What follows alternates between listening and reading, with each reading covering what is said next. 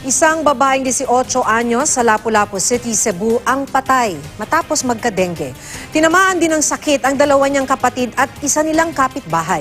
Makibalita tayo kay Luan May Rondina ng RTV Balitang Bisdak.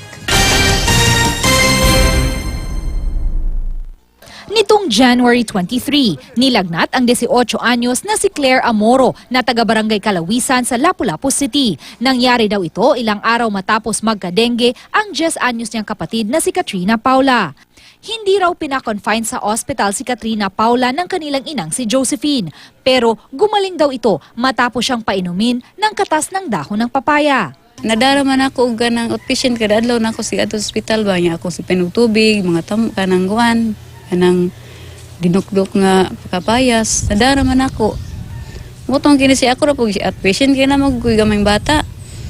Nya og katong tungura nga og nakuha pa to siya to nga mabuo na kayang kuan ako na to siya admit.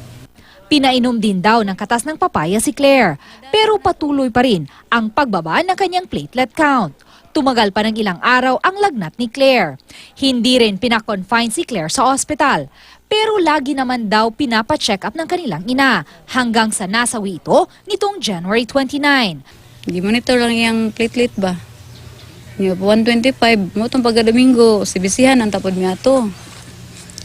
Nya mo tong niingon ang nangutana man ko nga pwede ba sibisihan ang gidugo sa dili useless ra ko na mo tong wa na lang pug kuning kuan kini mo sa dili ko no pwede. Kaya akong gibantayan ang iya mang ilang baba kung mag-bleeding. Nya mo ko kay ba nga hasta sa dugo day masabay ang bleeding. Sa araw ng pagkamatay ni Claire, nilagnat rin ang 13 anyos nitong kapatid na si Maria Tricia. Kalaunan ay nalaman na nagka-dengue rin pala ito. Gumaling naman si Tricia pero mayat-mayay nahihilo ito. Bukod sa magkakapatid na Amoro, isa nilang kapitbahay ang tinamaan din ng dengue at kalaunay gumaling naman. Nagmisting na ang Lapu-Lapu City Health Office sa nasabing barangay.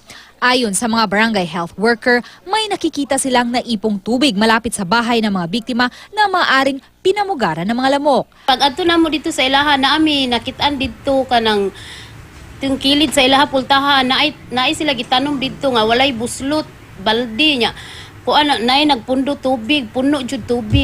Ayon sa Lapu-Lapu City Health Office, umabot na sa 171 ang tinamaan ng dengue sa lungsod nitong Enero. Sa parehong panahon noong nakaraang taon, 56 ang naitalang kaso sa lungsod. Luan May Rondina, Nagbabalita, Pilipinas.